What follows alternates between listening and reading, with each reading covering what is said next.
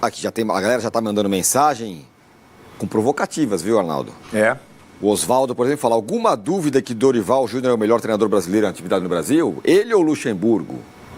Ontem a gente discutiu aqui que o trabalho do Luxemburgo era melhor. Pra mim, não. Na minha... Não, é verdade, é verdade. Eu que falo. Mas, enfim, foi um grande jogo do São Paulo. Acho que talvez o melhor da era Dorival. Sim, eu acho que podemos até pegar o gancho da mensagem para comparação, né? Eu acho que numa partida de futebol desse nível, semifinal de campeonato e tudo mais, com todas as peculiaridades, torcida única, desvantagem do mandante no placar e tal, o ímpeto, a vontade, a volúpia, a intensidade, a tal da palavra da moda, claro que partiria de quem precisaria buscar o resultado, de quem tinha 60 mil a favor, que foi recepcionado com aquela festa toda. Isso já estava no cardápio, né, do jogo. E acho que aí a diferença, além da intensidade, acho que faz, e da vontade, da dividida, ganha, do palmo de terreno ganho a cada jogo, a cada disputa, isso faz diferença sim em jogos decisivos, eu reconheço completamente isso. Tem um trabalho coletivo do São Paulo muito bom, porque o São Paulo não passou pelo Palmeiras e pelo Corinthians só pela vontade, também pela vontade, mas o São Paulo passou pelo Palmeiras e pelo Corinthians porque ele tem um jogo coletivo muito bom hoje. O São Paulo foi muito melhor que o Palmeiras e que o Corinthians nos confrontos. Isso não é fácil de acontecer pela rivalidade histórica, pela temperatura dos jogos, pelo estágio que o Palmeiras vive há algum tempo e, digamos, pelo momento que o Corinthians vivia até esse jogo de uma invencibilidade de 11 partidas. Então, acho que o São Paulo teve a torcida, sim, acho que o Dorival foi muito feliz e vem sendo assim.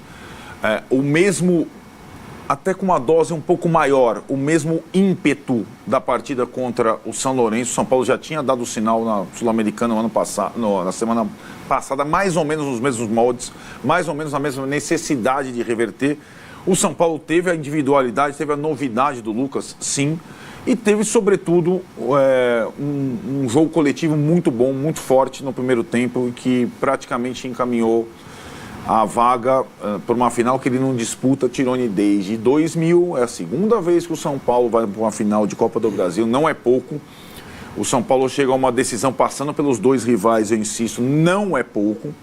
O São Paulo ainda não conquistou, ainda não saiu da fila, vai pegar o time mais forte na final, é verdade também, vai ser uma outra coisa daqui a um mês. Mas o São Paulo hoje, do Dorival, é um time que faz o seu torcedor se orgulhar. O que a gente viu ontem, antes do jogo, nas ruas de São Paulo, não no Morumbi. No Morumbi a gente já sabia.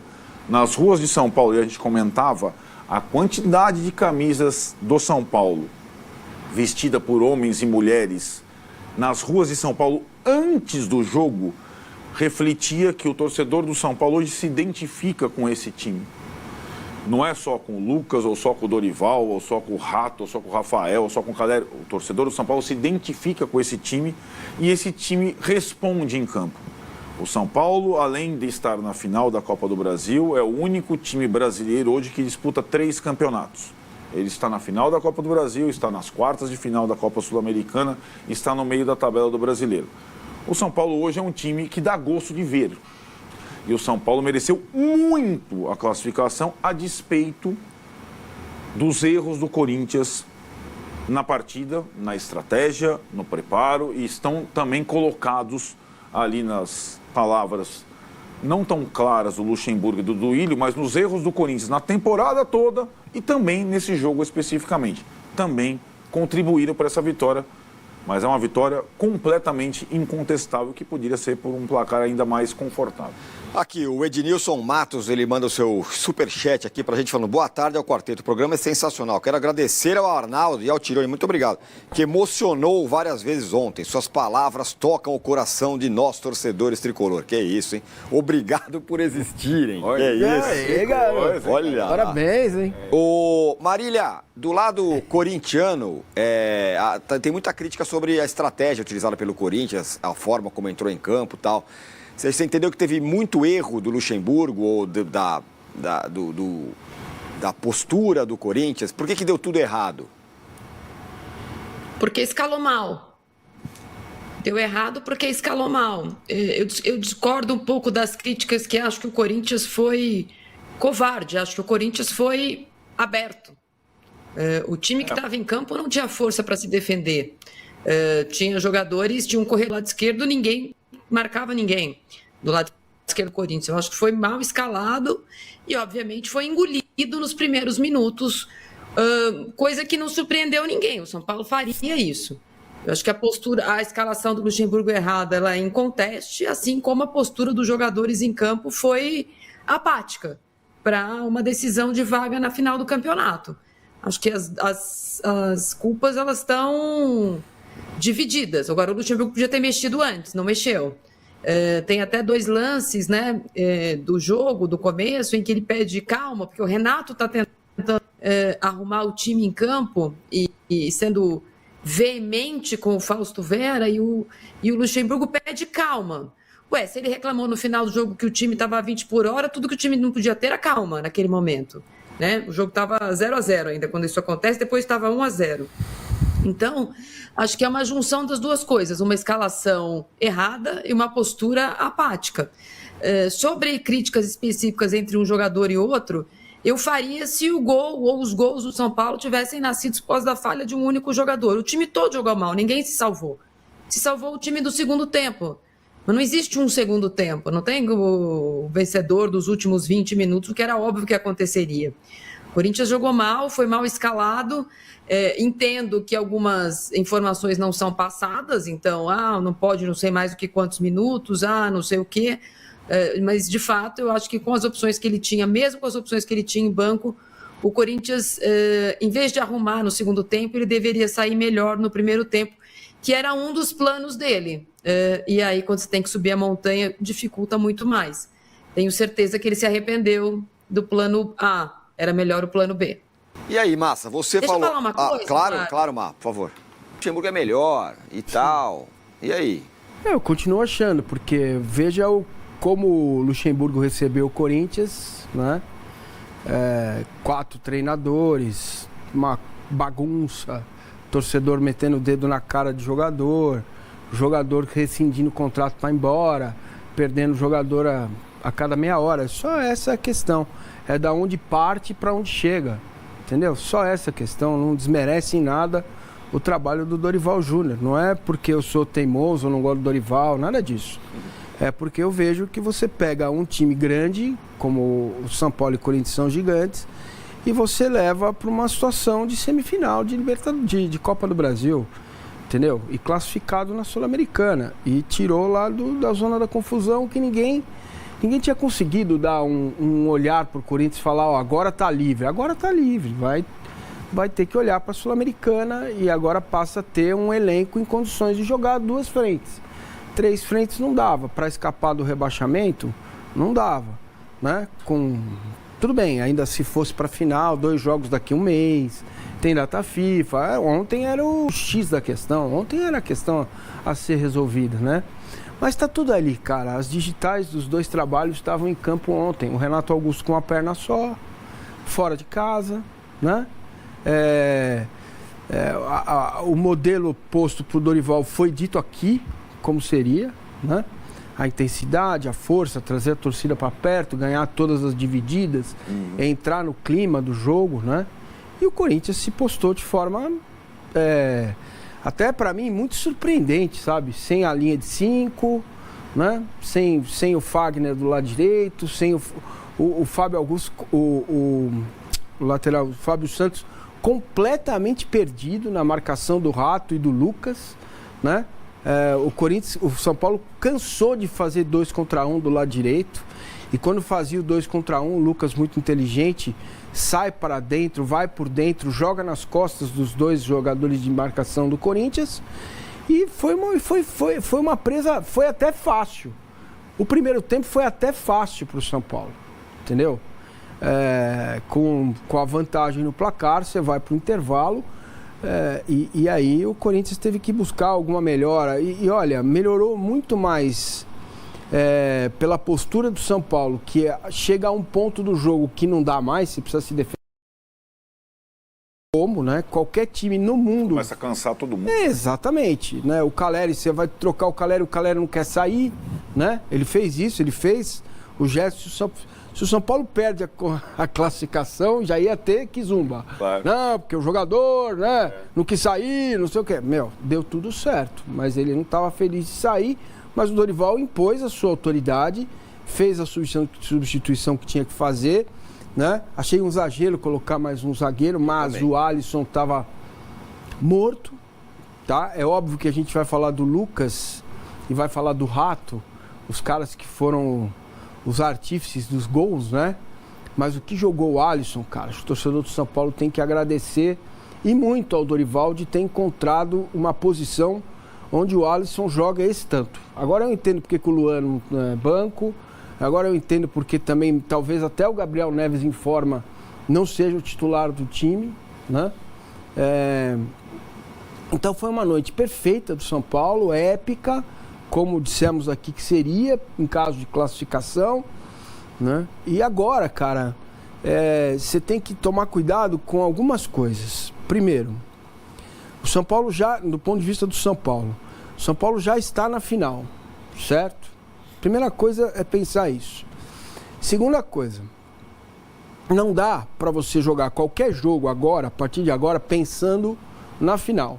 Então, na minha visão, o foco é colocar o Rames Rodrigues em forma para 30 dias. São 4 semanas, é possível fazer isso, tá?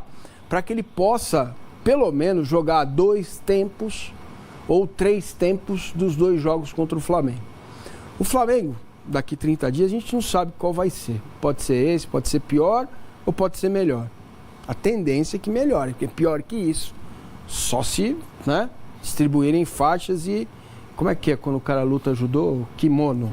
Para todo mundo. Ou, sei lá, luva de boxe, ou tchaco, ou soco inglês. Parece que vão conseguir chegar num denominador comum. Este é o momento de curtir essa vitória e trabalhar muito com o calendário. Se você não trabalhar o calendário até lá, você vai chegar esfarfado, porque o São Paulo ainda tem LDU para jogar, Quito, altitude, existe um desgaste ainda pela frente, certo? Então, do ponto de vista do São Paulo, realmente enaltecer o que fez a torcida, tirando as pedras que foram atiradas ao ônibus do Corinthians, que a gente lamenta, né? Eu ouvi na Rádio Bandeirantes ontem, soube desse episódio, né, do atraso do Corinthians para chegar ao estádio, enfim. Isso não é, vamos dizer assim, entre aspas, privilégio do São Paulo, isso acontece em quase todos os estádios no Brasil, que nós todos, imagino, lamentamos muito que isso possa acontecer, né?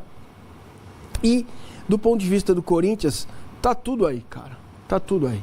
Você tem a contratação do Roger Guedes, você fica com a brocha na mão quando você coloca lá que tem, me libera, porque eu tenho que ir, o cara vai resolver o sonho dele. Os jogadores que você não tem à disposição. Infelizmente, a contusão do Rojas, né? A contusão do Rojas foi definitiva. O Corinthians ontem foi outro com o Rojas, né? Foi outro, era outro time. E ele mesmo assim sentiu. Ele deu 2 chutes no gol, uma defesa espetacular do goleiro do São Paulo e na outra ele sentiu já a contusão. Então, você não estava bem. O Renato Augusto com uma perna só. Fica complicado. O reforço que chegou tarde, estava no banco. Era o zagueiro, né? Poderia ser um zagueiro ali. Veríssimo. Que é isso? Cara, tá tudo aí. Tá tudo aí. E o São Paulo tem 33 jogadores, o Dorival falou ontem. 36 jogadores. Quer dizer... Tá? Então, se você voltar um pouco mais para trás, o Arthur foi contratado tardiamente. Não pôde jogar a Copa do Brasil. Entendeu? E faz muita falta. Entende? Então, ontem o Arnaldo falou uma coisa que eu fiquei refletindo, não concordo com o que ele disse, eu concordo em partes, que é a coisa do improviso. O futebol brasileiro e futebol ainda tem muito do improviso, como é a chegada do Lucas e do Rames. Ponto. Isso é um fato. Agora, o planejamento é essencial, entendeu? Se você não planeja, você fica à mercê de... Quantos treinadores teve o Corinthians? Fica o Lázaro, tira o Lázaro, põe o Cuca, tira o Cuca, né?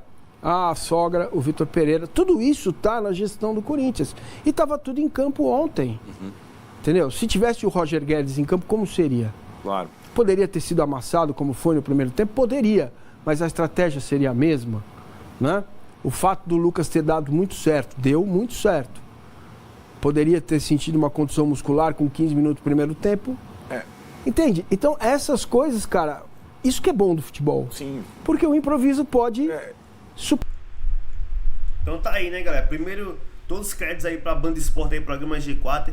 Link do canal da Banda Esportes aí na descrição, galera. Eu acho que ontem foi uma noite épica, né, pra nós São Paulino, cara. Ontem, cara, a gente sabia que ia ser nossa essa classificação, né? Entramos em campo, cara, aquela festa da torcida maluca em campo. 62 mil pessoas, passou 60 mil, 8 milhões e meio de renda, 30 milhões de premiação. O Lucas Moura já se pagou o Rames só nessa classificação. Cara, classificação histórica do São Paulo, né? Tirando Palmeiras e Corinthians, cara, você via que cara, 2-0 foi barato pro Corinthians no primeiro tempo. O Corinthians no segundo tempo melhorou com o Rojas, chegando perto do Renato Augusto ali. Realmente os caras são muito bons jogadores. Mas no primeiro tempo podia ser 4-5. Que o Lucas jogou ontem, ele é muito acima da média, cara. Muito feliz. E é isso. E agora vem o Flamengo, uma pedreira, né? Mas tem Brasileirão também. Não pode deixar o Brasileirão de lado para não chegar no jogo contra o Flamengo pressionado. Tem que ter cuidado na altitude contra a LDU. É mais ou menos o que o Marcini falou. Tem que prestar atenção no calendário. Não sei a opinião de vocês, essa é a minha. Se inscreve no canal, deixa o like, comenta a opinião de vocês aí, o que você acharam do jogo de ontem, né? Nessa noite épica de Morumbi. Valeu? É nóis, vamos São Paulo!